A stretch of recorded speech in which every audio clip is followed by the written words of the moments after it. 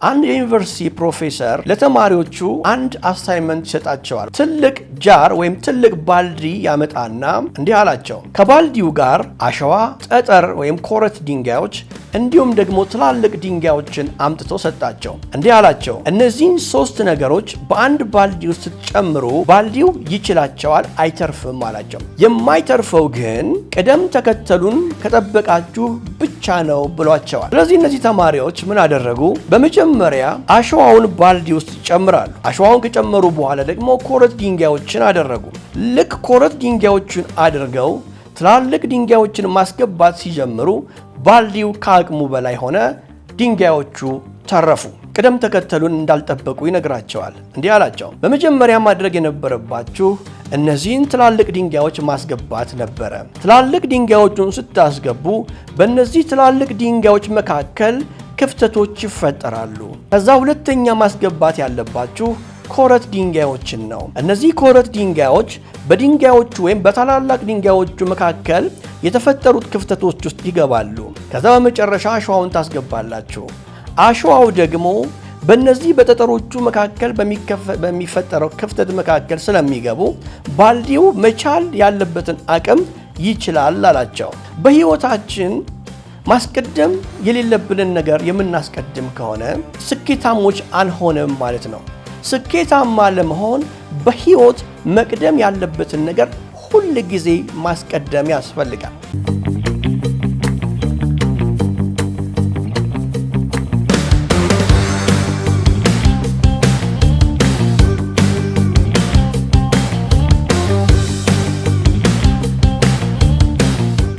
በናዝሬቱ በጌታ በኢየሱስ ክርስቶስ ስም ሰላም እላችኋለሁ።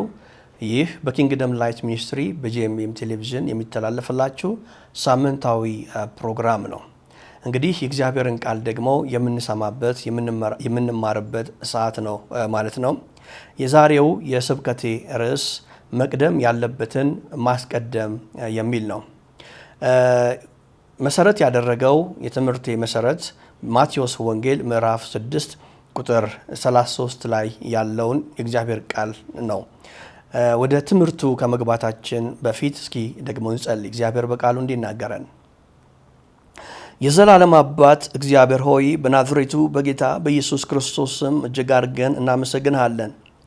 በነገር ሁሉ የምትረዳን፣ በደከምን ጊዜ የምታበረታን፣ በታመምን ጊዜ የምትፈውሰን እግዚአብሔር አቤቱ አምላካችን ሆይ በናዝሬቱ በጌታ በኢየሱስ ክርስቶስ ስም እጅግ አድርጌ አመሰግንሃለሁ።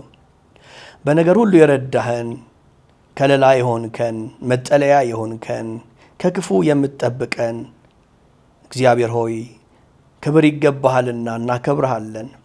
ምስጋና ይገባሃልና እናመሰግንሃለን።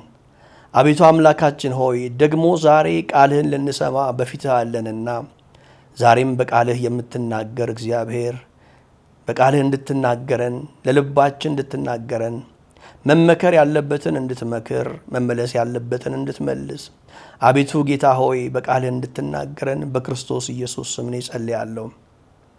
በዚህ ሰዓት ደግሞ ለታመመ ሰው ጸልያለሁ። በመገረፉ ቁስል ተፈውሳቸዋል ተብሎ እንደተጻፈ በክርስቶስ ኢየሱስ ስም ጸልያለሁ። በምንም አይነት ህመም ውስጥ ሆኖ ይህንን ፕሮግራም የሚከታተል ሰው በናዝሬቱ በጌታ በኢየሱስ ክርስቶስ ስም የተፈወሰ ይሁን። በናዝሬቱ በጌታ በኢየሱስ ክርስቶስ ስም ፈውስ እንዲያልፍ ጸልያለሁ። እግዚአብሔር ሆይ በልዩ ልዩ ጥያቄ ውስጥ ያሉ ሰዎች ዛሬ ጥያቄያቸው እንዲመለስ፣ እንቆቅልሽ እንዲፈታ፣ ቀንበር እንዲሰበር በክርስቶስ ኢየሱስ ስም ጸልያለሁ። ቤቱ ጌታ ሆይ ደግሞ ተናገረን፣ እንሰማሃለን።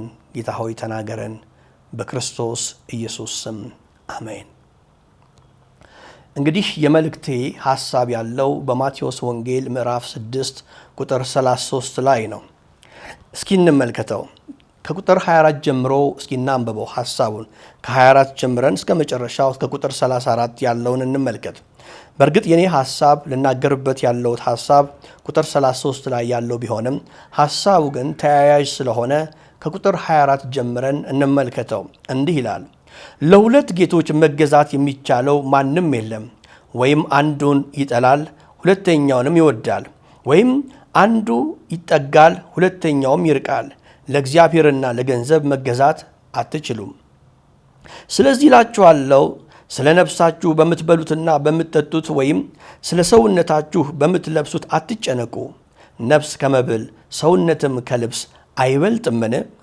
ወደ ሰማይ ወፎች ተመልከቱ፣ አይዘሩም አያጭዱምም፣ በጎተራም አይከቱም፣ የሰማዩ አባታችሁም ይመግባቸዋል። እናንተ ከእነርሱ እጅግ አትበልጡምን? ከእናንተ ተጨንቆ በቁመቱ ላይ አንድ ክንድ መጨመር የሚችል ማን ነው? ስለ ልብስስ ስለምን ትጨንቃላችሁ? የሜዳ አበቦችን እንዴት እንዲያድጉ ልብ አድርጋችሁ ተመልከቱ። አይደክሙም አይፈትሉምም። ነገር ግን እላችኋለሁ ሰለሞንስ እንኳን በክብሩ ሁሉ ከነዚህ እንደ አንዱ አልለበሰም። እግዚአብሔር ግን ዛሬ ያለውን ነገም ወደ እቶን የሚጣለውን የሜዳ ሳር እንዲህ የሚያስለብሰው ከሆነ እናንተ እምነት የጎደላችሁ እናንተንማ ይልቁኑ እንዴት! እንግዲህ ምን እንበላለን፣ ምን እንለብሳለን፣ ምንስ እንጠጣለን፣ ምንስ እንለብሳለን ብላችሁ አትጨነቁ። ይህንስ ሁሉ አሕዛብ ይፈልጋሉ። ይህ ሁሉ እንዲያስፈልጋችሁ የሰማይ አባታችሁ ያውቃል። ይህ ሁሉ እንዲያስፈልጋችሁ የሰማይ አባታችሁ ምን ይላል? ያውቃል። ነገር ግን ይላል፣ አሁን የምፈልገው ቃል ያለው እዚህ ጋር ነው። ነገር ግን አስቀድማችሁ የእግዚአብሔርን መንግሥት ጽድቁንም ፈልጉ፣ ይህም ሁሉ ይጨመርላችኋል። ይህም ሁሉ የሚለው ከላይ የተዘረዘሩት የሚበላ፣ የሚጠጣ፣ የሚለበስ የሰው ልጆች በአብዛኛው የሚጨነቅባቸው እነዚህ ዋና ነገሮች ለሰው ልጅ ለመኖር መሰረታዊ የሆኑት እነዚህ ነገሮች ይጨመሩላችኋል። ነገር ግን አንድ ማድረግ ያለባችሁ ነገር አለ ይላል። ቁጥር 34 ላይ እንዲህ ይላል ደግሞ ነገ ለራሱ ይጨነቃልና ለነገ አትጨነቁ፣ ለቀኑ ክፋቱ ይበቃዋል ይላል። እንግዲህ ጌታ ኢየሱስ ስለ ሰዎች ጭንቀት፣ ሰዎች ስለሚያስጨንቋቸው ነገሮች ነው ያነሳው። ብዙ ሰዎች በዓለማችን ብዙ ሰዎች የሚጨነቁት ስለሚበላ፣ ስለሚጠጣ፣ ስለሚለበስ እንዲሁም ደግሞ መሰረታዊ ለሆኑ ጉዳዮች ነው። እነዚህ ነገሮች አንድ ሰው ለመኖር የሚያስፈልጉት ናቸው። የቅንጦት ነገሮች አይደሉም፣ መሰረታዊ ነገሮች ናቸው። ለሰው ልጅ ደግሞ እነዚህ መሰረታዊ ነገሮች ያስፈልጉታል በዚህ ምድር ላይ ለመኖር ማለት ነው። እና በዚህ ጉዳይ ብዙዎቻችን እንጨነቃለን፣ ብዙ ሰዎች ይጨነቃሉ። ጌታ ኢየሱስ ግን እንዲህ አለ፣ አትጨነቁ አለ። አትጨነቁ ብቻ ብሎ ግን አልተውም። አትጨነቁ ያለበት ምክንያት ምንድን ነው? አስቀድማችሁ የእግዚአብሔርን መንግሥትና ጽድቁን ከፈለጋችሁ እነዚህ ሁሉ የሚጨመሩ ናቸው። የሰማይ አባታችሁ እነዚህ ነገሮች እንደሚያስፈልጋችሁ አስቀድሞ ያውቃል እኮ። እግዚአብሔር ያውቃል እነዚህ ነገሮች አስፈላጊ መሰረታዊ ነገሮች እንደሆኑ ያውቃል። ግን አንድ ነገር ማድረግ አለባችሁ። ከመጨነቅ ይልቅ የእግዚአብሔርን መንግሥትንና ጽድቁን ፈልጉ ይላል። አስቀድማችሁ የሚል ቃል አለ። በሕይወታችን ብዙ የምናስቀድማቸው ነገሮች አሉ፣ ምርጫ ሆነው ወደኛ የሚመጡ። ለምሳሌ ሁለት ነገሮች ወደኛ ምርጫ ሆነው ይመጣሉ። ሁለቱም በጣም አስፈላጊ ሊሆኑ ይችላሉ። ግን አንደኛውን ምረጡ የምንባልበት ጊዜ አለ። አንደኛውን ትተን አንደኛውን መያዝ ያስፈልገናል። ስለዚህ ምንድነው የምናስበው? የትኛው የተሻለ ነው? የትኛውን ባስቀድም በሕይወት ስኬታማ ሆናለሁ፣ ወይም የትኛውን ባስቀድም ተጠቃሚ እሆናለሁ ብለን እናስባለን። ስለዚህ አስበን አውጥተን አውረደን የተሻለውን እንመርጣለን ማለት ነው። አንድ ምሳሌ ልንገራችሁ። አንድ የዩኒቨርሲቲ ፕሮፌሰር ለተማሪዎቹ አንድ አሳይመንት ይሰጣቸዋል፣ ወይም አንድን ስራ እንዲሰሩ ይሰጣቸዋል። በክፍል ውስጥ ትልቅ ጃር ወይም ትልቅ ባልዲ ያመጣና ለተማሪዎቹ ይሰጣቸዋል። እንዲህ አላቸው፣ ከባልዲው ጋር አሸዋ፣ ጠጠር ወይም ኮረት ድንጋዮች እንዲሁም ደግሞ ትላልቅ ድንጋዮችን አምጥቶ ሰጣቸው። እንዲህ አላቸው፣ እነዚህን 3 ነገሮች በአንድ ባልዲ ውስጥ ስትጨምሩ ባልዲው ይችላቸዋል፣ አይተርፍም አላቸው። የማይተርፈው ግን ቅደም ተከተሉን ከጠበቃችሁ ብቻ ነው ብሏቸዋል። ስለዚህ እነዚህ ተማሪዎች ምን አደረጉ? በመጀመሪያ አሸዋውን ባልዲ ውስጥ ይጨምራሉ። አሸዋውን ከጨመሩ በኋላ ደግሞ ኮረት ድንጋዮችን አደረጉ።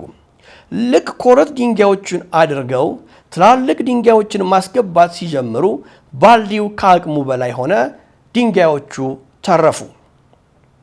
ስለዚህ እነዚህ ተማሪዎች ፕሮፌሰሩን ጠየቁት፣ ለምንድን ነው የተረፈው? ያልከን እነዚህ 3 ነገሮች ባልዲው ይይዛል ብለህናል። ቅደም ተከተሉንም የጠበቅን ይመስለናል። ግን ለምንድን ነው የተረፈው ብለው ሲጠይቁት ቅደም ተከተሉን እንዳልጠበቁ ይነግራቸዋል። እንዲህ አላቸው፣ በመጀመሪያ ማድረግ የነበረባችሁ እነዚህን ትላልቅ ድንጋዮች ማስገባት ነበረ። ትላልቅ ድንጋዮቹን ስታስገቡ በእነዚህ ትላልቅ ድንጋዮች መካከል ክፍተቶች ይፈጠራሉ። ከዛ ሁለተኛ ማስገባት ያለባችሁ ኮረት ድንጋዮችን ነው። እነዚህ ኮረት ድንጋዮች በድንጋዮቹ ወይም በታላላቅ ድንጋዮቹ መካከል የተፈጠሩት ክፍተቶች ውስጥ ይገባሉ። ከዛ በመጨረሻ አሸዋውን ታስገባላችሁ። አሸዋው ደግሞ በእነዚህ በጠጠሮቹ መካከል በሚፈጠረው ክፍተት መካከል ስለሚገቡ ባልዲው መቻል ያለበትን አቅም ይችላል አላቸው። እንደዚህ ነው በሕይወታችን ማስቀደም የሌለብንን ነገር የምናስቀድም ከሆነ በሕይወታችን ስኬታሞች አንሆንም ማለት ነው። ስኬታማ ለመሆን በሕይወት መቅደም ያለበትን ነገር ሁል ጊዜ ማስቀደም ያስፈልጋል። ለምሳሌ ከትዳርና ከጓደኞቻችን የትኛው ይቀድማል? ሰው ትዳሩን ነው ማስቀደም ያለበት ወይስ ከጓደኞቹ ጋር ያለውን ሕይወት ነው ማስቀደም ያለበት? ይሄ ይታወቃል። ሰው ትዳሩን ማስቀደም አለበት። ትዳሩን የማያስቀድም ከሆነና ጊዜውን ከጓደኞቹ ጋር ብቻ የሚያሳልፍ ከሆነ ሕይወቱ ችግር ውስጥ ይገባል ማለት ነው። ልክ እንደዚህ ነው የእግዚአብሔር ቃል የሚለን አስቀድማችሁ አለ የእግዚአብሔርን መንግሥትና ጽድቁን ፈልጉ። የእግዚአብሔርን መንግሥትንና ጽድቁን የምትፈልጉ ከሆነ እነዚህ ሁሉ ልክ በትላልቅ ድንጋዮች ውስጥ እንደሚገቡ ወይም በኮረት ድንጋዮች ክፍተት ውስጥ እንደሚገቡ ሕይወት ያማረ ይሆናል ማለት ነው። ሕይወት የተደላደለ መልካም ይሆናል ማለት ነው። ሰው ግን የእግዚአብሔርን መንግሥት ችላ ብሎ ጽድቁን ችላ ብሎ ምድራዊ በሆነው ነገር ላይ ወይም በሕይወት ያስፈልገኛል በሚላቸው ልክ ከላይ የተጠቀሱት የሚበላ፣ የሚጠጣ፣ የሚለበስ በነገራችን ላይ እነዚህ 3 ነገሮች አንድ ሰው በሕይወት ለመኖር ወይም በዚህ ምድር ላይ ለመኖር የሚያስፈልጉት መሰረታዊ ነገሮች ናቸው። ቤዚክ ኒድስ ናቸው። ምናልባትም እነዚህ መብል፣ መጠጥና ልብስ ጌታ ኢየሱስ በምድር በነበረበት ጊዜ መሰረታዊ ናቸው፣ አሁንም መሰረታዊ ናቸው። ግን መሰረታዊ የምንላቸው ፍጆታዎች ወይም አስፈላጊ ነገሮች አሁን ደግሞ ይጨመሩ ይመስላል። እነዚህ ብቻ አይደሉም ለሰው ልጅ መሰረታዊ አሁን። ምክንያቱም ለምሳሌ ቤትም አስፈላጊ ነው፣ መሰረታዊ ነው። ቤት ቅንጦት አይደለም። ሰው ቢያንስ መጠለያ ያስፈልገዋል። የራሱን ቤት ባይኖረው ቢያንስ የሚጠለልበት መጠለያ ያስፈልገዋል። ሌሎች ደግሞ እኛ የማናውቃቸው ወይም በዚህ ጋር ያልጠቀስናቸው ለሰው ልጅ መሰረታዊ ይሆናሉ። ለምሳሌ አሁን ስልክ መሰረታዊ ሆኖ እናየዋለን። የሰው ልጅ ስራ ለመስራት ከሰዎች ጋር ለመግባባት፣ ለመነጋገር ስልክ አስፈላጊ ሆኖ እናገኘዋለን።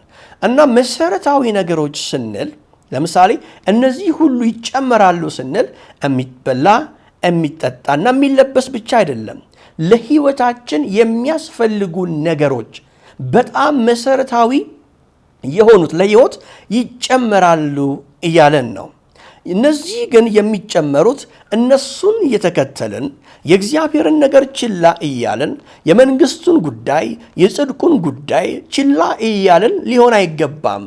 መጀመሪያ ሰው እግዚአብሔርን ሊያስቀድም ይገባል። ሰው መጀመሪያ እግዚአብሔርን ሊፈልግ ይገባል። ሰው መጀመሪያ የእግዚአብሔርን መንግሥት ሊፈልግ ይገባል።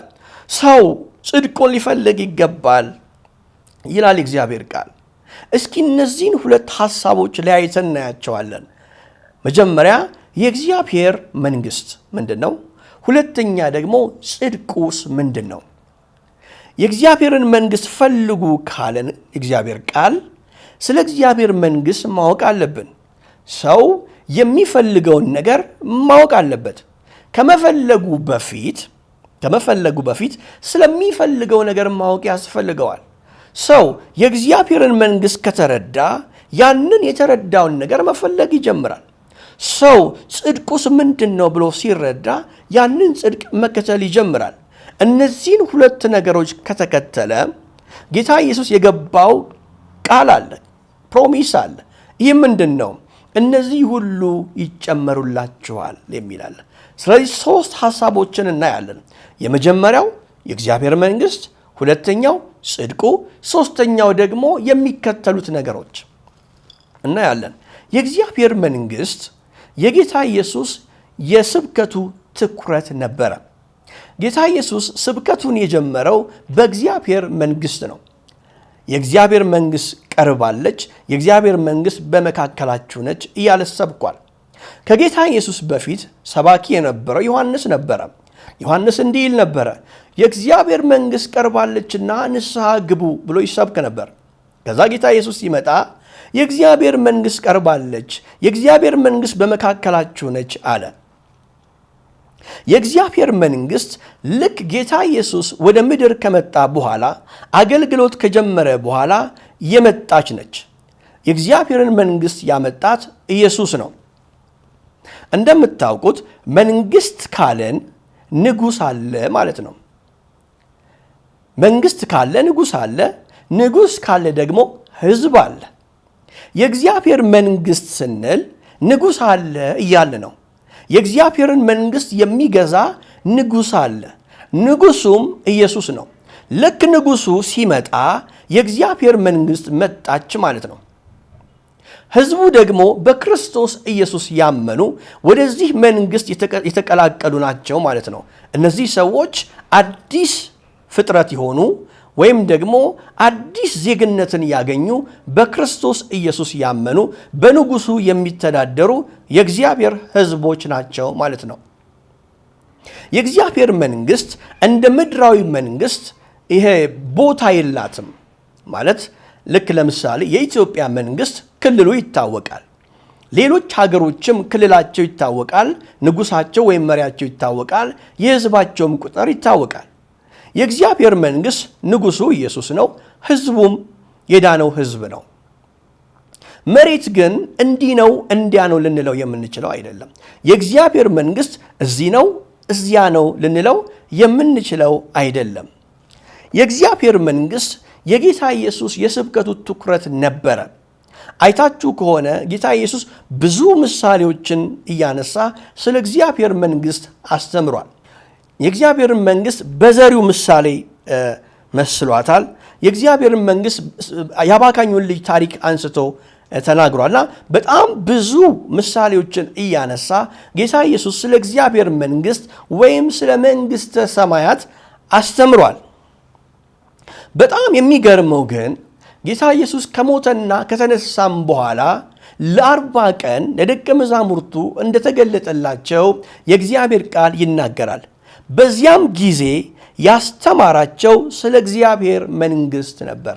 ስለ መንግስተ ሰማያት ነው ያስተማራቸው። ስለዚህ የእግዚአብሔር መንግስት የሚለውን ሐሳብ በአንድ ቃል ወይም በአንድ አረፍተ ነገር ማስቀመጥ ይቻላል ወይ ብለን ስናስብ አስቸጋሪ ነው። የእግዚአብሔርን መንግስት የሚለውን ሐሳብ በአንድ ቃል ወይም በአንድ አረፍተ ነገር ማስቀመጥ አንችልም። ጌታ ኢየሱስ ስለ እግዚአብሔር መንግስት በብዙ ምሳሌ ነው የተናገረው፣ በብዙ ምሳሌ ነው ያስተማረው።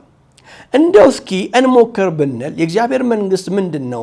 የእግዚአብሔር መንግስት የሚለውን ሐሳብ ጠቅለል አድርገን ለመናገር ብናስብ የእግዚአብሔር መንግስት በክርስቶስ ኢየሱስ አማካኝነት በምድር የመጣች በወንጌል ምክንያት እየሰፋች ያለች ለወደፊት የምትመጣ አሁን ደግሞ የመጣች በቤተ ክርስቲያን የምትወከል ብለን ልንል እንችላለን። የእግዚአብሔር መንግስት ወኪል የሆነችው ቤተ ክርስቲያን ናት ልንል እንችላለን።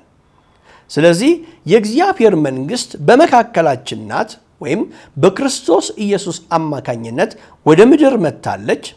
ግን ደግሞ የእግዚአብሔር መንግስት ፍጹም ሆና አልመጣችም። የእግዚአብሔር መንግስት ደግሞ በሙላት የምትመጣው በዳግም ምጽአት ጊዜ ነው። ጌታ ኢየሱስ ከእንደገና ሲመጣ ሙሉ በሙሉ በሙላት የእግዚአብሔር መንግስት ትመጣለች ማለት እንችላለን። ስለዚህ አስቀድማችሁ ይላል ይህንን መንግስት ፈልጉ፣ ጌታ ኢየሱስ ትኩረት ያደረገበትን ጌታ ኢየሱስ የሰበከውን በምድር የተመሰረተችውን እችን የእግዚአብሔርን መንግስት ሐሳቧን ፍቃዷን ዓላማዋን ምን አደረጉ? አስቀድማችሁ ይህንን መንግስት ፈልጉ ይላል። አስቀድማችሁ ካለ ሌሎች እኛ ምን ፈልጋቸው ነገሮች አሉ ማለት ነው። ልክ ቅድም ያነሳዋቸው መሰረታዊ የምንላቸው እነሱ ሳይሆኑ መቅደም ያለበት የእግዚአብሔር መንግስት ነው እያለ ነው። እንዴት ነው የእግዚአብሔርን መንግስት የምናስቀድመው? ይህ ማለት ገንዘብ አያስፈልገንም፣ ስራ አያስፈልገንም፣ የሚበላ አያስፈልገንም፣ ትዳር መመስረት አያስፈልገንም፣ ለነዚህ ነገሮች መስራትና መሯሯጥ አያስፈልገንም ወይ ብለን ስንል አዎ ያስፈልጋል። ግን እነዚህን ሁሉ የምናደርጋቸው ለእግዚአብሔር ክብር መሆን አለበት። ስራ ስንሰራ የእግዚአብሔር መንግስትን ማዕከል ባደረገ መሆን ያስፈልጋል። ይህ ማለት እግዚአብሔርን በማክበር መሆን አለበት። በስራችን እግዚአብሔርን እናከብራለን፣ በትዳራችን እግዚአብሔርን እናከብራለን፣ በገንዘባችን እግዚአብሔርን እናከብራለን። የምናደርገው ነገር ሁሉ እግዚአብሔር እንዲከብር፣ ንጉሱ እንዲከብር መሆን አለበት። የመንግስቱ ጉዳይ መሆን አለበት ማለት ነው። እስኪ የዳዊትን ሕይወት እንመልከት። እንደምታስታውሱት ዳዊትና ጎልያድ ተጋጥመው ነበረ። የዳዊትን ዓላማ በደንብ ጠንቅቃችሁ ስታዩ ዳዊት ጎልያድን አሸንፎ ለመክበር አይደለም። የዳዊት ዓላማ ይህን ሐሳብ የምታገኙት በአንደኛ ሳሙኤል ምዕራፍ 17 ቁጥር 46 ነው። የዳዊት ዓላማ ጎልያድን ገልብጦ ወይም ጎልያድን አሸንፎ ዳዊት ለመሞገስ አይደለም። ዳዊት የተለየ ነገር ፈልጎ አይደለም። ዳዊት ዓላማውን ተናግሯል። እንዲህ ይላል፣ ይኸውም ይላል ምድር ሁሉ በእስራኤል ዘንድ አምላክ እንዳለ ታውቅ ዘንድ ነው ይላል። የዳዊት ዓላማ ዳዊት ጎልያድን ማሸነፍ የፈለገበት ምክንያት፣ ዳዊት ጎልያድን መምታት የፈለገበት ምክንያት በእስራኤል አምላክ እንዳለ እንዲታወቅ ነው።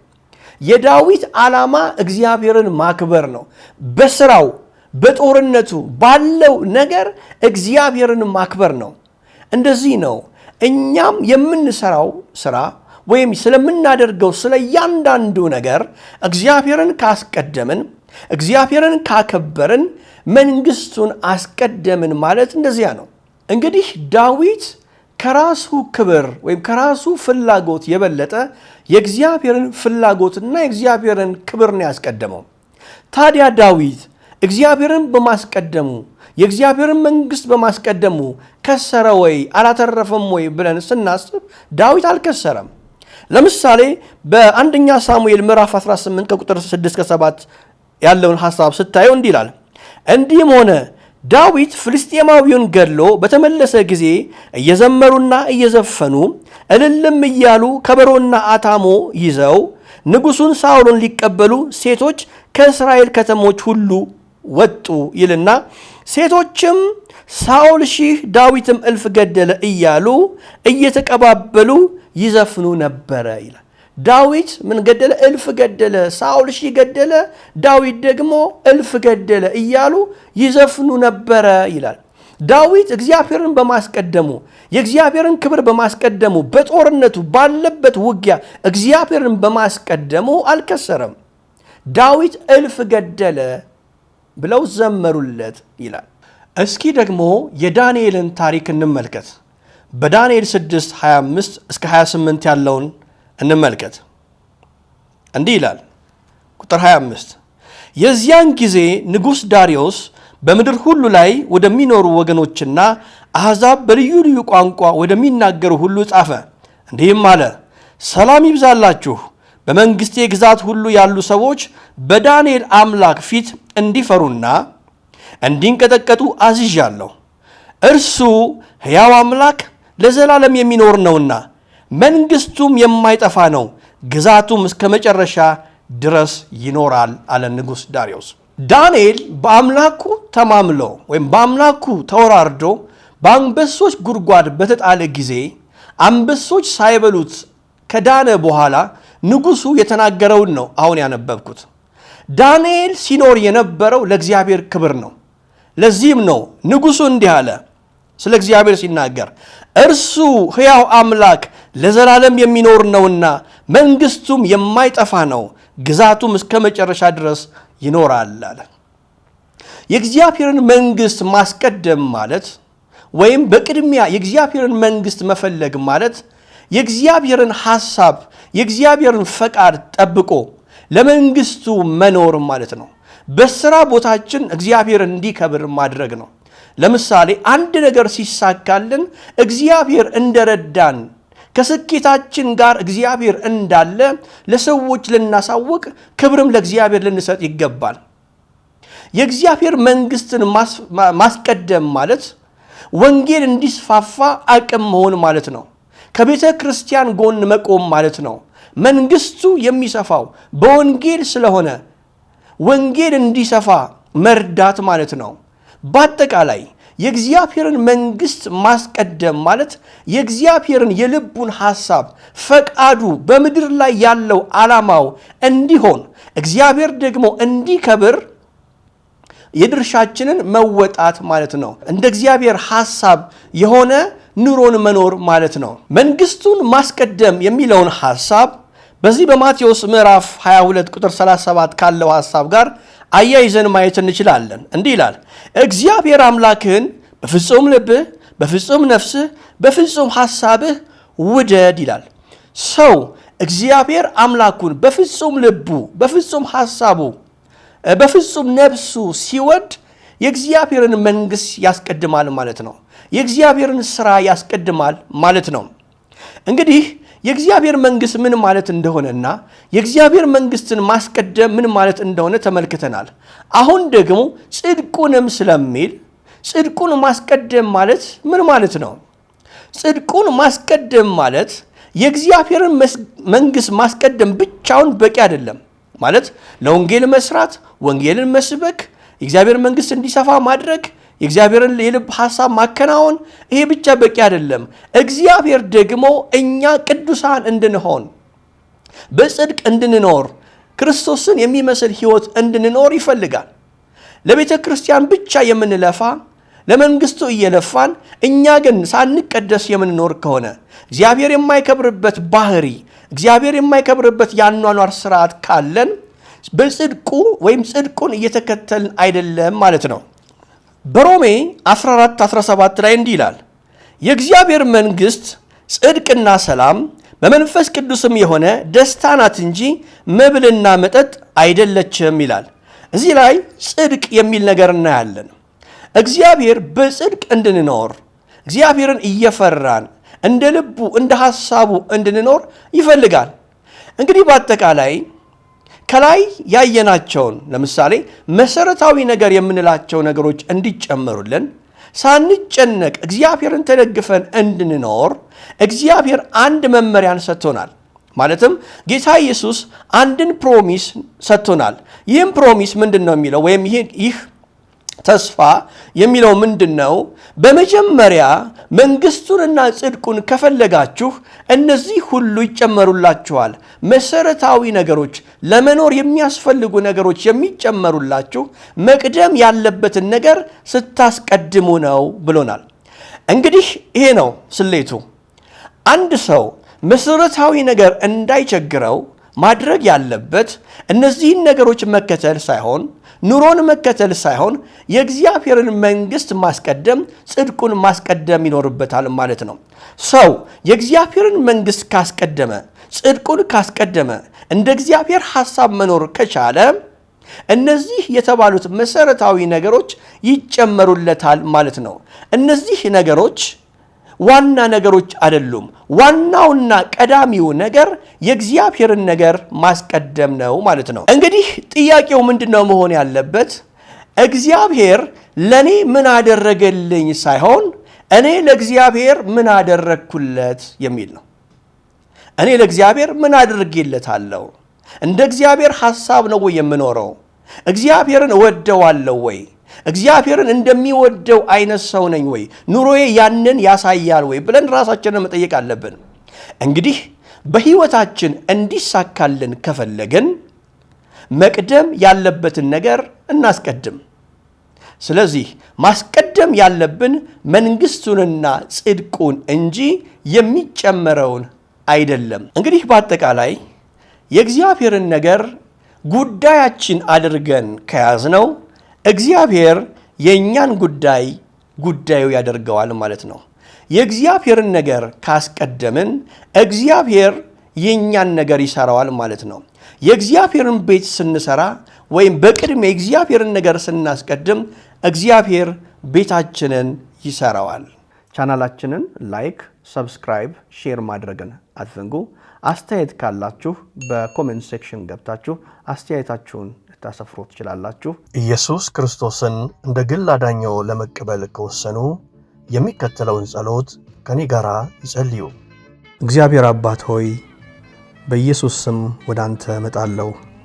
ኃጢአተኛ መሆኔን እመሰክራለሁ። እናም ያንተን ይቅርታ እፈልጋለሁ። ኢየሱስ ክርስቶስ ለኃጢአቴ እንደሞተ ከሙታንም ደግሞ እንደተነሳ አምናለሁ። ከኃጢአቴ ርቄ በደሙ እንድታነጻኝ እለምንሃለሁ። ጌታ ኢየሱስ ሆይ ወደ ልቤ ግባ፣ አዳኝና ጌታዬ ሁነኝ። በቅዱስ መንፈስህ ሙላኝ። በየቀኑ ላንተ እንድኖር እርዳኝ። ስላዳንከኝ አመሰግንሃለሁ። በኢየሱስ ክርስቶስ ስም አሜን። ትርፉ ሞት ነው ተወንድሜ፣ አያዛልቅ ባጢአት መዋኘት። ወስነህ ተቀበል ጌታን በልብ፣ ኃጢአት አያባብልህ ጨክነህ ተወው ይቅርብህ።